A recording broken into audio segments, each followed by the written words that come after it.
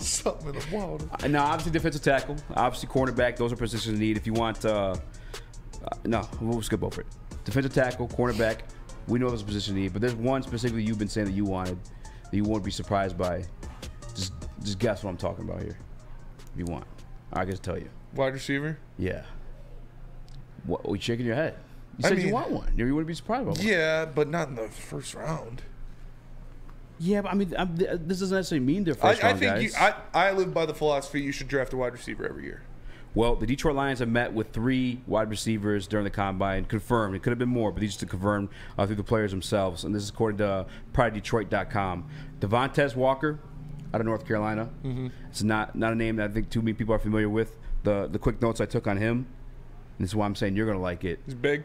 Big body bends. That's what I like to hear. 6'2", 200 pounds. And when I watched the quick tape on these guys, well, this guy specifically had great hands and like on the deep balls. Like Where's he from? He was just there. North Carolina. So he played with Drake May. All right. The comp, and I don't know how you want to take this or not, and I didn't go a deep dive on him.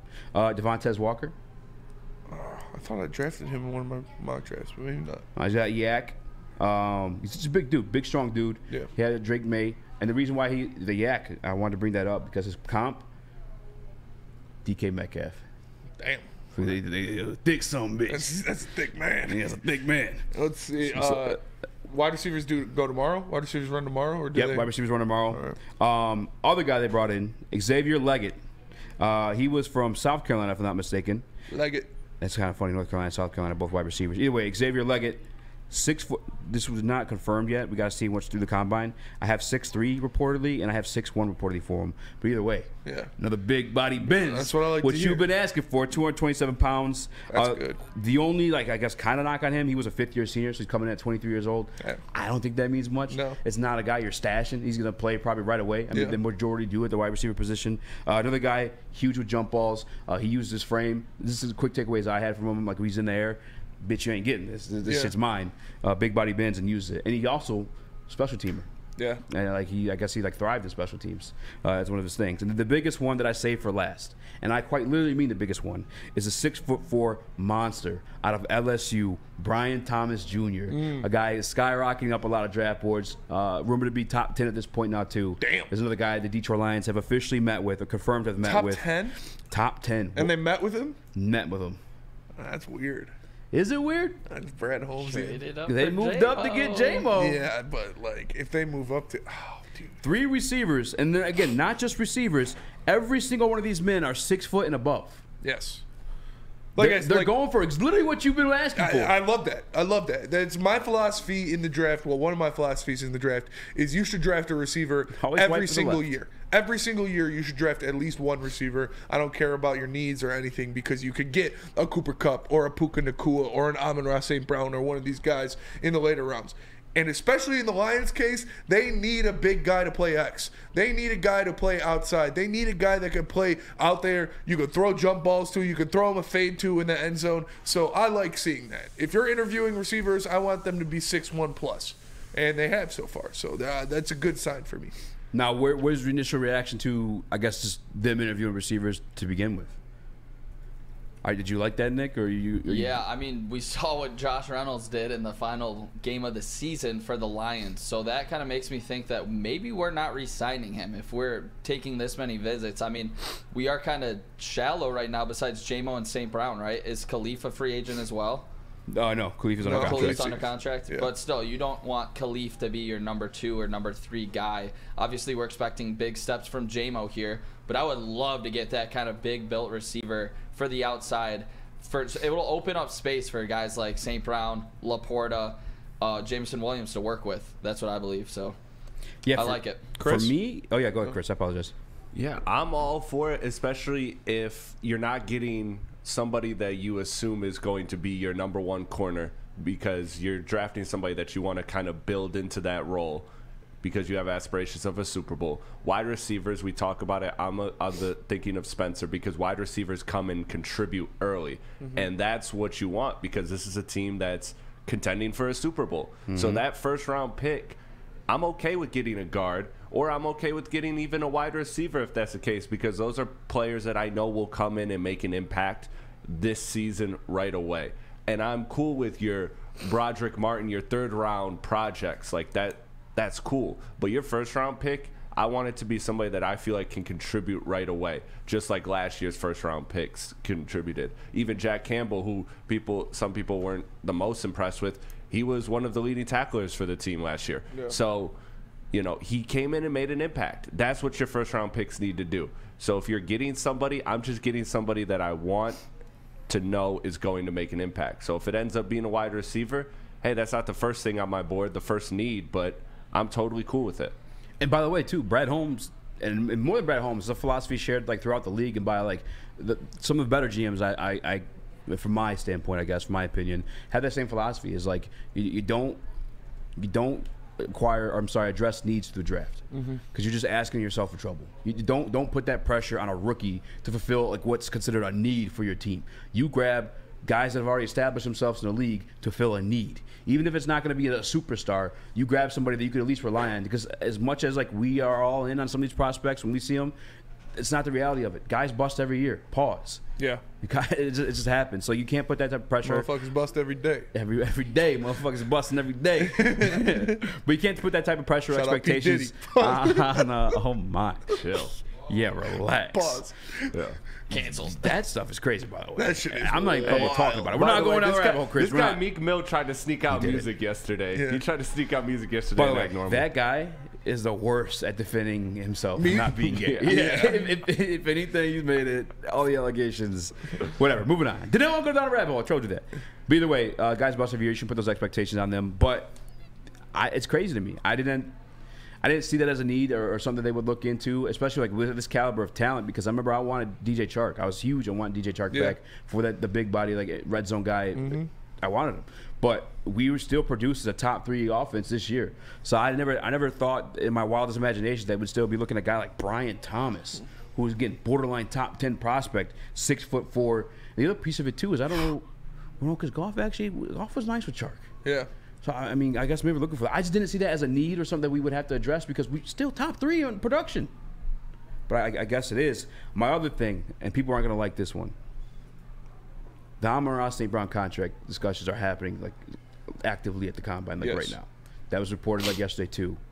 Could this be any type of protection in case those numbers go south? Because remember, we put out the $25 million, and we got hit up personally by people in this camp saying, that's cap. Yeah. No disrespect whatsoever, but I'm sorry to tell everybody the truth. Is it cap because that was longer than expected. My bad. I was trying to set you up for that. No, you're good. You're telling everybody the truth, damn it. Telling the truth. They said that 25 was cap. They want the 30. They want more. They should. He's a They said fourth-round they pick. want more? They want more than 25.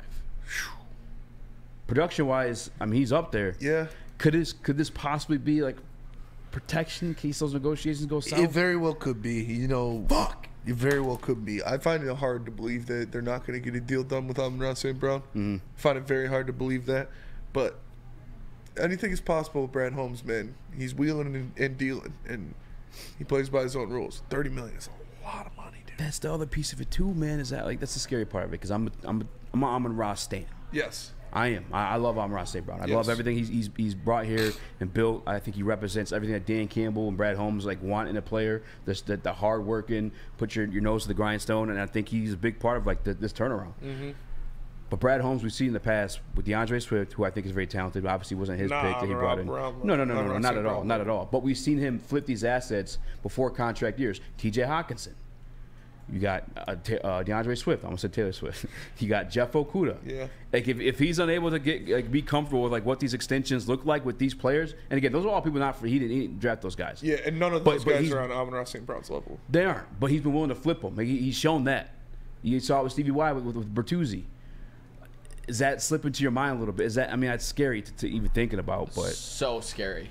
Scary. This is an uncomfortable conversation. Yeah, that, it is. like nobody really wants is. to have. But to that point, these contracts are due up for these players. Would you guys rather have Amon-Ra St. Brown on this roster or Jared Goff straight up? Amon-Ra.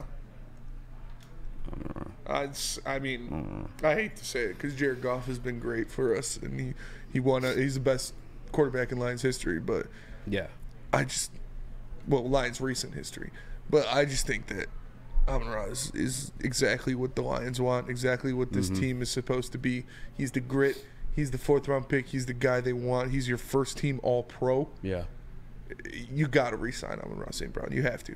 And by the way, too, I don't want anyone to get scared from that 30. I think that's just how you do business. Like, if I want to raise from Woodward, I'm going to walk in there and I'm going to say I want $100,000 a year, knowing that price is going to be. It gets chopped down. Yeah, exactly. It's like you go in and ask for the 30. But you really, it's like when you sell your car online. $100,000 a year. You put your car for like your shit box for fucking $3,000, knowing somebody's gonna offer you $27. You know what I'm saying? Yeah. And that's what I'm thinking too. This probably end up running like that $27 million. I'm cool with that. And so like in the same way that the defense people use for golf, these contracts these days, I talked about with Dion last night. It's gonna be backloaded. Like the first 2 years of this deal aren't really gonna be shit. As a matter of fact, the first 3 years might not really be shit. It might all be like hidden in signing bonuses, and the cap hit's not really going to affect you till later on. Wow. On top of that, the cap is also going to continue to go up. We see the duality of man, the duality of golf fan in our chat right now. Uh-oh, what's happening? Detroit supremacy. I love golf, but him leaving I could deal with. St. Brown, I would become depressed. And then keys to wisdom. Golf for sure. Sun God is great, but he's easily replaceable. Whoa. He's not easily replaceable. You don't easily replace a first-team All-Pro. Yeah, come on. Chris, I know you're a big Goff stan on this show. Who you got, St. Brown or Goff? Get the fuck out of here, Goff. Yeah. Like, no, Amon-Ra is essential, and I don't think that I don't think that this is nothing, that he has this much interest in this many receivers. Now, does it mean Amon-Ra, or does it mean what we talked about earlier, depth pieces? I think either way, he's kind of looking at that option, and he's looking at that wide receiver room.